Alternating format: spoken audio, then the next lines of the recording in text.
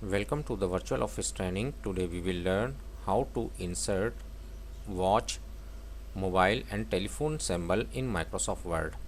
I will give you very good idea to insert this symbol.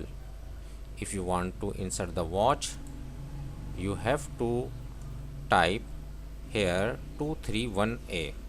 If you type 231A and press Alt X, it will insert the watch. If you want to insert the mobile symbol, you have to type these 1F for F1 and press Alt X, it will insert the mobile symbol. If you want to insert the telephone symbol, you have to type 260E and press Alt X, it will insert the telephone symbol. That's way you can insert watch, mobile and telephone symbol in Microsoft Word. Hope this tip will be very helpful for you. Thanks for watching.